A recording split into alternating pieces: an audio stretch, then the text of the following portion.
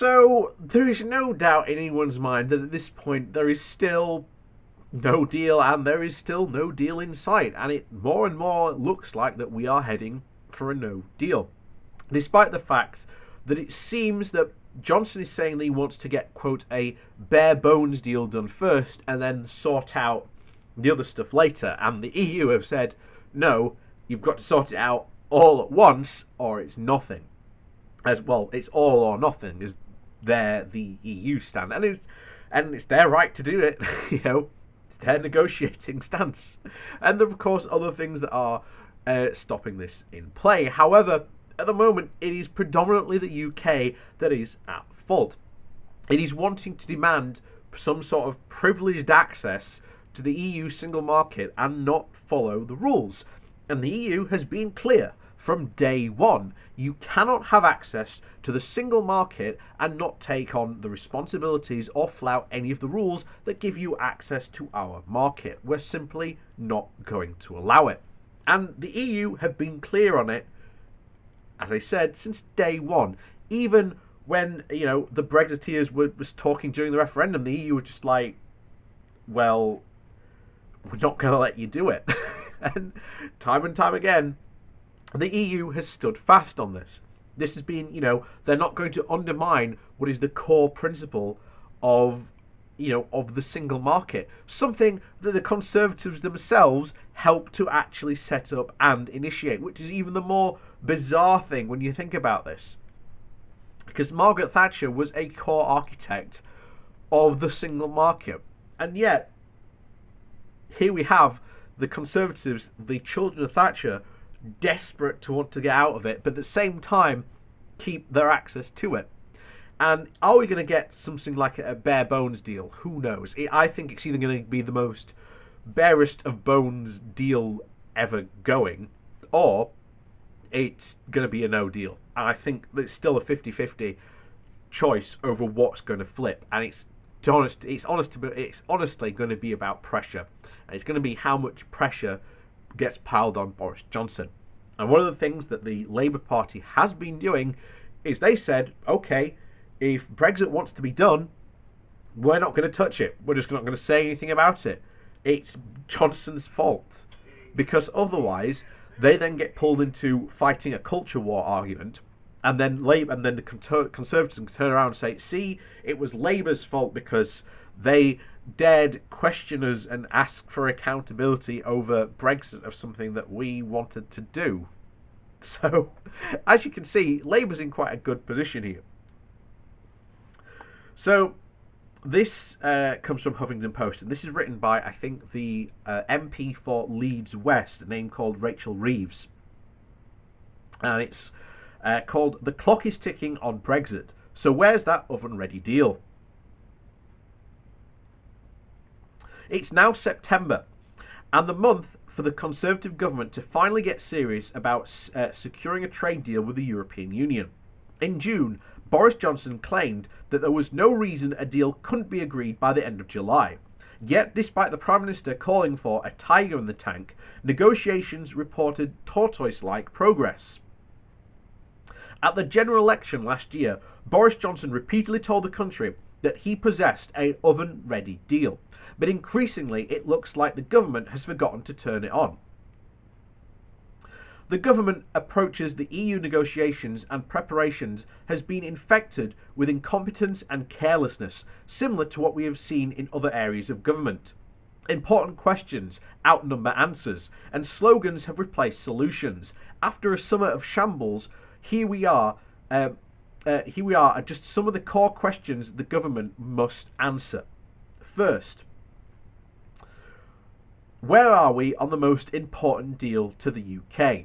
4 years ago, Michael Gove assured the country that outside the European Union, we would be part of a free trade zone that extends from Iceland to the Russian border.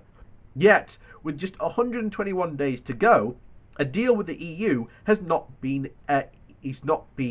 not been agreed.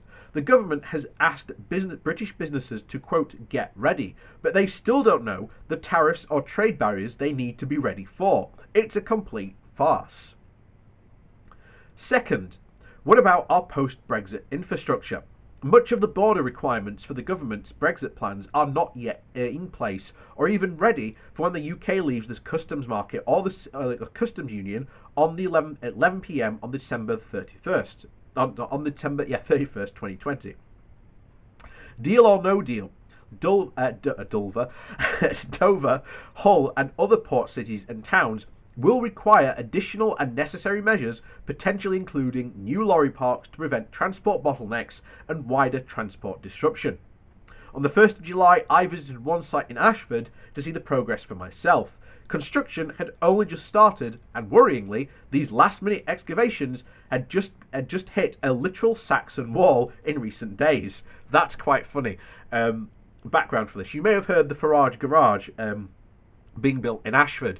Well, turns out they've discovered Saxon burial mounds on that site, meaning that before they can even start to build, archaeologists have to come in and now completely go over and complete excavate the complete site, and this could take quite some considerable time. And the hilarity on this, of course, is quite funny. The Saxons obviously came from Europe and migrated over to the UK and set up their own kingdoms here. Just goes to show you just how much of a European country the UK actually is, given all its history, despite how many Brexiteers don't want to claim it as such. Anyway, she continues. Other facilities have not yet even been built or even located, and the details remain unclear.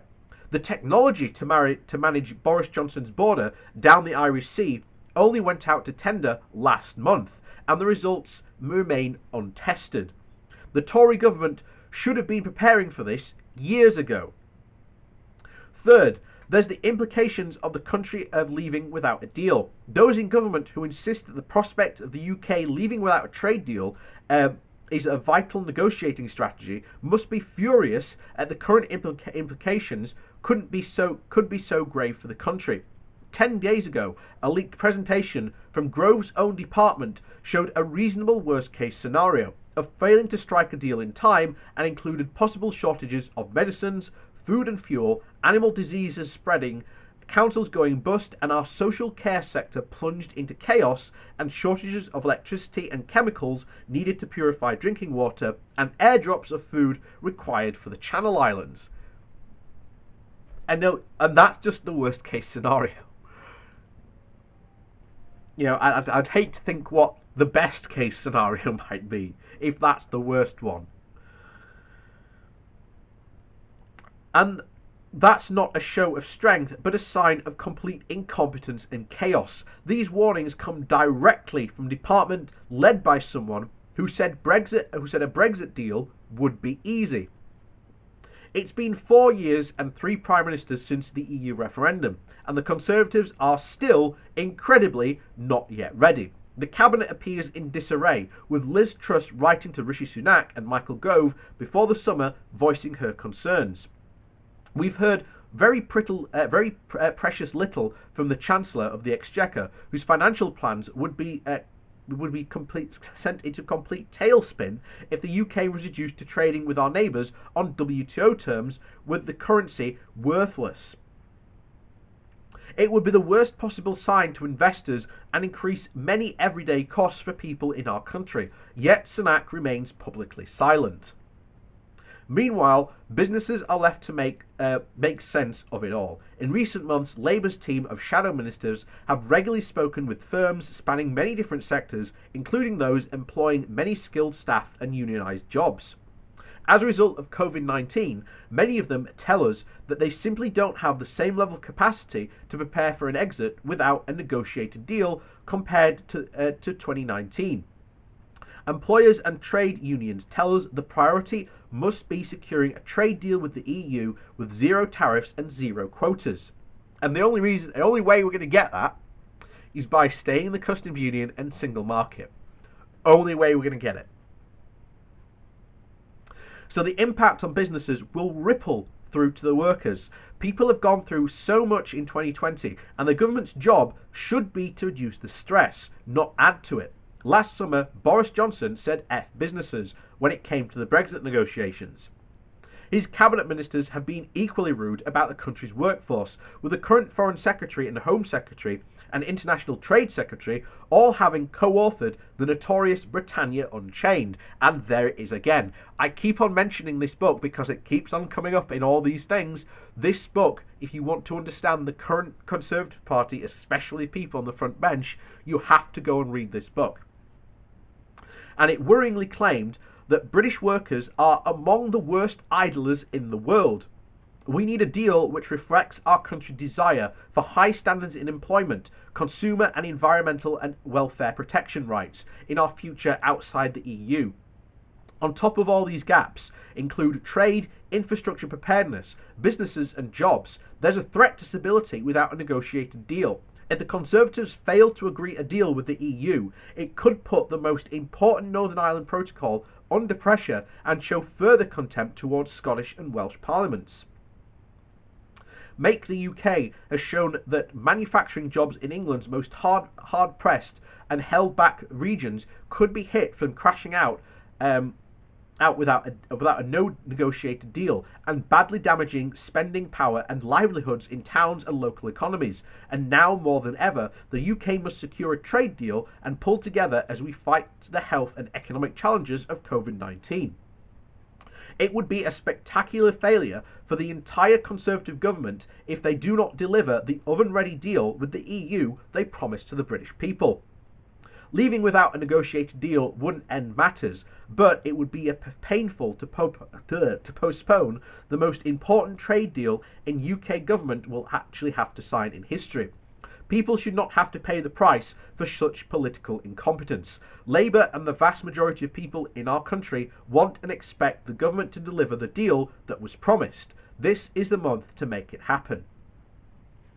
And I fully expect this deal not to be delivered. I have long suspected, ever since the start, that this deal was just a slogan.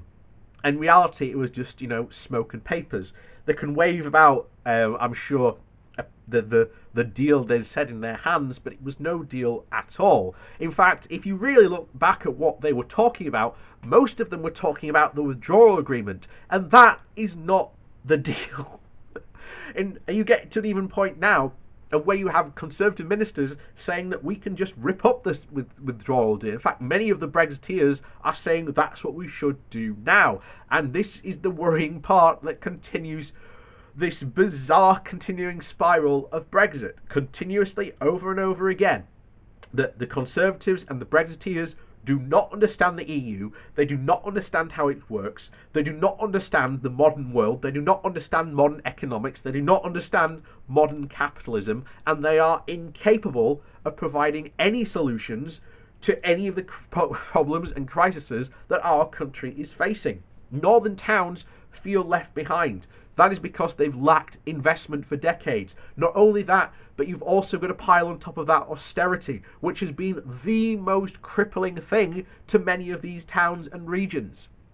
That is entirely upon the Conservatives. Now, many people would say, doesn't Labour have to put forward solutions? And I'll say this now, my criticism of Starmer, does he have to put any solutions forward at this point? Eventually he's going to have to, but I'm still willing to sort of give him a bit more time. I'm still willing to be a bit more lenient because he has to start putting forward proper, progressive, leftist solutions to how these problems are going to be solved. And until he starts doing that, yes, he may be doing a really amazing job at Prime Minister's Question Time and just exposing how incompetent Boris is, as well as many other of the government frontbench ministers are, but sooner or later he's going to have to put forward proposals. And to be honest, I'm willing to give him up until about March. Up until then, fine, because you don't know what's going to happen to the UK. And Starmer putting forward proposals now may not be the proposals or the solutions to problems that might happen after Brexit. So I give him the fact that he is waiting to see what happens, because we have to wait to see what happens, because proposing something now could be drastically different to what happens, early next year. We're just going to have to unfortunately wait and see, and that's the big question of Brexit. It's a continuous wait and see, and continuously this flaming train is just hurtling down the track, and the end is now in sight. And as we've said all from the very start of this process, this is just the beginning of Brexit. It hasn't even properly started to take root. And remember, from the 1st of January next year is when Brexiteers are going to be able to officially start to track progress, or shall we say lack of progress, but I'm sure they'll make up the numbers somewhere. Good one, guys. And as always, I'm looking forward to that newspaper being in the back of my wall. I'm looking forward to it. So, we'll see you all soon, hopefully. See you on the next video. Please do remember to like, share, and subscribe to the channel. It helps out massively. And there are links down below to my Patreon page and a one-off donation link, should you like to support the channel that way. So, thanks for watching, and remember, if you can't be safe, be sensible.